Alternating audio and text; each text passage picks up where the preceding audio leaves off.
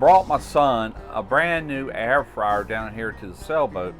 Now, I've never cooked with an air fryer. I love to deep fry, you know, with a deep fryer. Y'all see me do that many times. But on a sailboat, my son lives on this sailboat, so you know, the same one that does the camera work for all my videos. He lives on our sailboat. And to me, an air fryer is so much safer than trying to do deep frying on the boat, dealing with hot oil, with waves. It really don't mix. And he's attempted to a few times, but where we have this boat at, you never know when a big wave from a boat is going to come by and just really mess up your day. So I've got this brand new Avocado air fryer, and like I said, I've never used an air fryer, so today is going to be my first time even experimenting with it. And I will be leaving this on the boat as a permanent cooking fixture. We have also done away with our propane stove. Had an oven, top burners.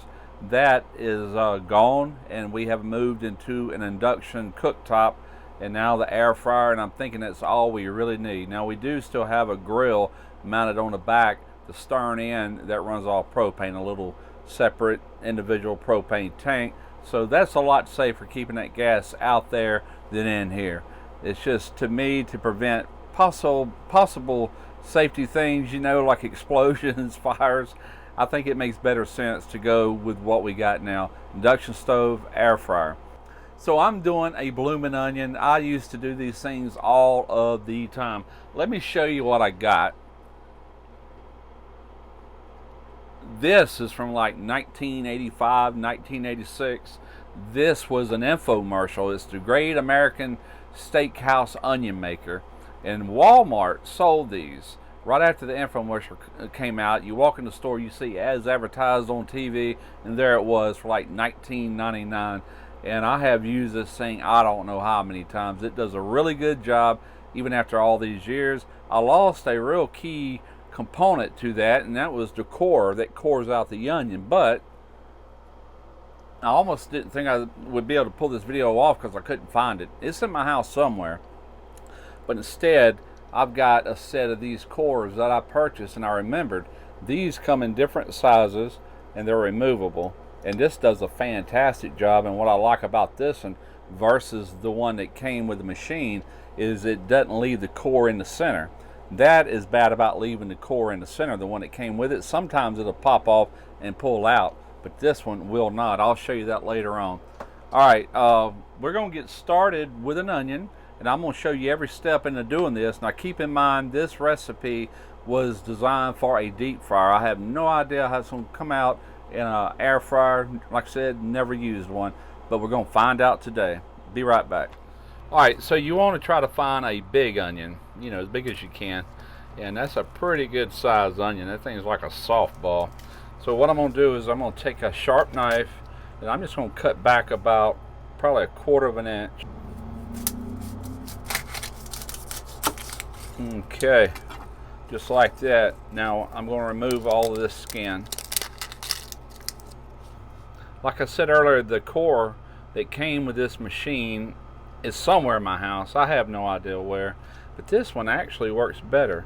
You want to go about center of your onion, which is about here. You only want to go about probably 3/4 of the way deep. You do not want to go through the roots. The root system is what's going to keep this onion together. And the cool thing about it, you ain't got to go all the way at once. You can pull it out and look at it. You can go back in and continue on. If I remember right, I've got a link in my Amazon store with this. I've had these, I don't know, probably 3 years. But they come in really handy for a lot of things. Let's see how deep we are now. Oh yeah, boy, that's perfect. That is perfect. Alright, so the roots go right here in that little handy spot. So with an aggressive amount of force, all you want to do is just like that. And that's it. You got your bloomin' onion. One of the other pieces that I'm missing to this machine is a little plunger to push this out with. But what I discovered yesterday is that these will come off, and so that can be used as a plunger to get this onion pushed back through, just like that, and there it is. So I think it does a pretty good job. It's already opened up for me well. Let's flip it over. Got a little bruise on our onion, it'll live. Alright, so I don't think you'll see this anywhere else on YouTube, but this is how I prepare the onion. You take 3 cups of buttermilk. This is going to be 2 cups here first. This is a 2-cup measuring cup. And if you need to double this recipe, no big deal. You could always go in with more. Alright, now we're going to add another cup. Now I'm going to see if this is going to be deep enough. I tell you what I'll do. I hate to mess up. Yeah, there's no sense in wasting all that buttermilk. So what I'm going to do is grab a smaller bowl. And yeah, we use a lot of rubber bowls on a boat. It's pretty obvious why. Now this will automatically get deeper because it's smaller. And this should be enough. Yeah, that's going to work. We've got baking soda. Not baking powder, but baking soda. You want to go in with 3 teaspoons. I'm sorry, 1.5 teaspoons. If I were to double this, it would be 3 teaspoons. 1.5 teaspoons. That's all you need. Just mix in your baking soda good. Give all this a good mix. Now before we mix too well, we want to add in some black pepper. That's strictly the taste, you know. Our actual flour will also be seasoned, so you don't have to go crazy with this. But we are going to add a little bit of salt to go in it as well with the pepper. Now here's the key to it. You want to place this onion in here, top side up, just the way you see in it, the root side up, and we're going to let this soak for 2 hours. 2 hours, and from there we'll transfer it into a seasoned flour, and from there into our air fryer. So let's place our onion in here. We're not quite covered, so I might go in with just a little bit more buttermilk until I got complete coverage. There we go. Alright, so this Great American Steakhouse onion maker still works pretty good after all these years. It's been a long time since I've used it, as I mentioned earlier, I believe. But I purchased 3 of the large onions just in case I screwed up. I had a couple backups. So what I done right after doing that, I went ahead and pulled that back out of the buttermilk. I did one that was not bruised, and I also did the third one. As you can see right here, no bruises. These just look much better than the first one I did. And a little bit of practice, this thing still works great. And so, you know, I just Googled to see if this thing could even be purchased anymore, and I seen it on Amazon, and they want like $60-something for this. I'm like, no way, you know, not knowing what I paid for it. But it does do a good job, but it's just something you wouldn't use that often. Alright, now with all that said, the Copycat part of this video is not what I've shown you so far. The Copycat part is the sauce, the dipping sauce, and it is a clone, a copycat of the steakhouse. What is the name of it? Outback Steakhouse. That dipping sauce that they serve with their blooming onion.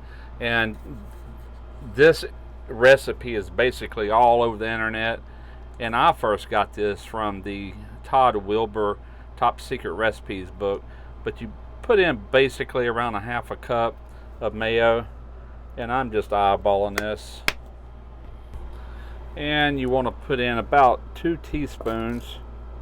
There's 1, 2 of ketchup. Now we're going to go in with around 2 tablespoons. Now this is teaspoons that you're seeing here.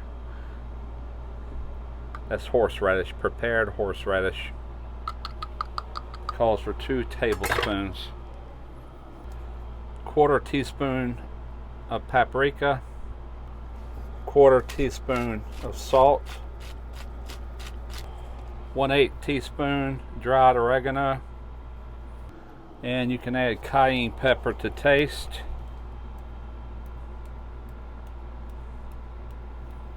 I'd say about 1/4 teaspoon, thereabouts. And a little black pepper. And you give it a good mix.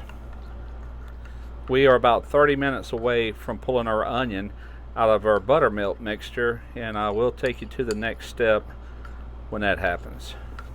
This is going in the fridge. The onion's been soaking right at 2 hours. I've got about, I don't know, cup and a half of flour. I didn't measure it. We're just winging this. So you want to season your flour. We're going in with some black pepper. Put in about a teaspoon of black pepper.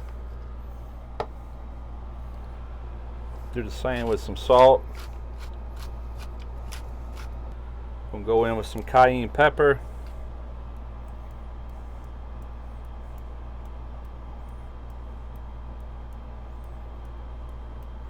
That should be plenty.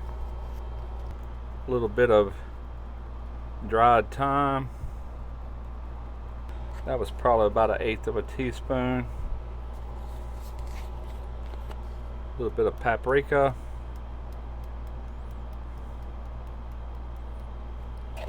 About 1/4 teaspoon. So I just realized we do not have a whisk on this boat, so I will have to fix that. But meantime, we're just going to mix this up with a fork. Get a good mix on it.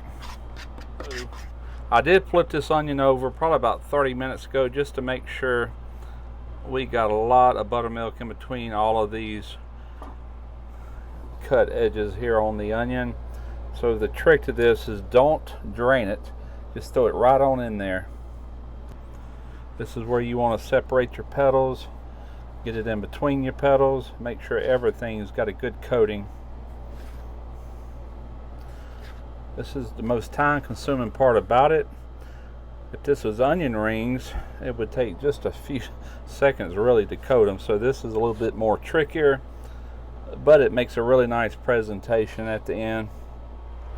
Okay, so that is the fryer basket. I've been reading my instructions, trying to figure out how to use this.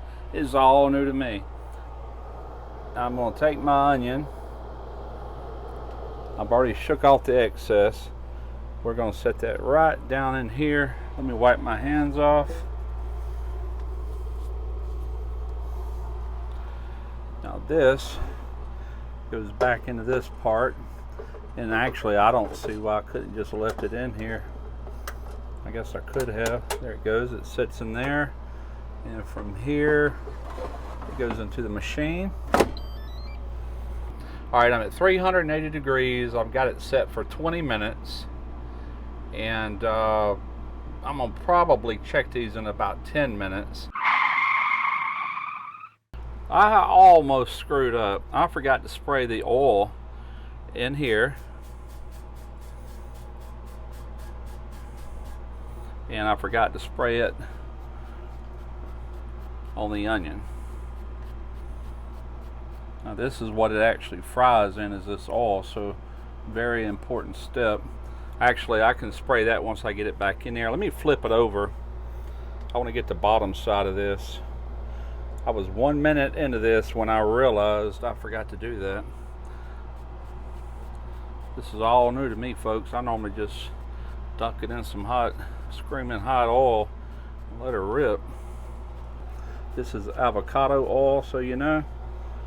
It has a high smoke temp on it, and it's actually good for you.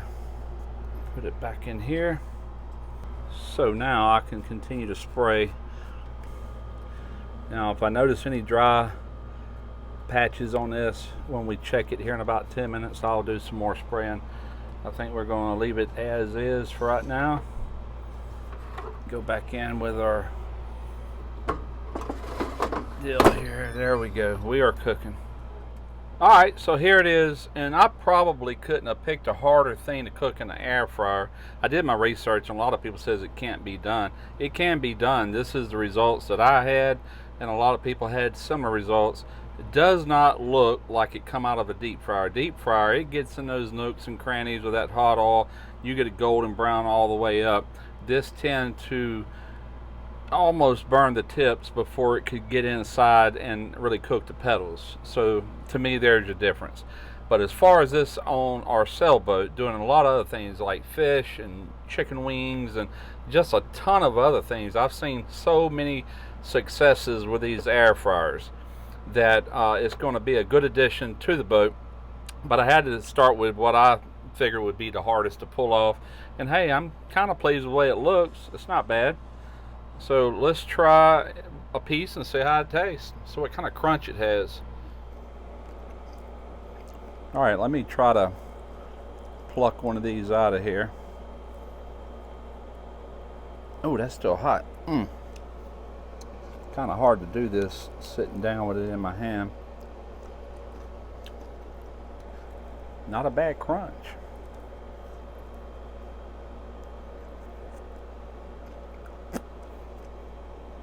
Okay. Set that back down.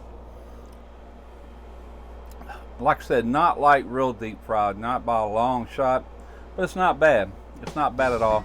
And the whole purpose of doing this video, like I said, was mainly to get this thing on the boat. And we'll be doing other videos periodically on a sailboat using the air fryer. I'm gonna have to come up with some good recipes and really get used to it. This is my first time ever using one. And but hey, I'm not gonna call it a fail. I will call it a semi-success. Hope y'all enjoyed this video. And if nothing else, you learn how to make a bloomin' onion for a deep fryer. It's a really good recipe. Give it a try. And if you got an air fryer, give it a shot. And maybe I can get some tips from you on what I did wrong. Until next time, smoky ribs.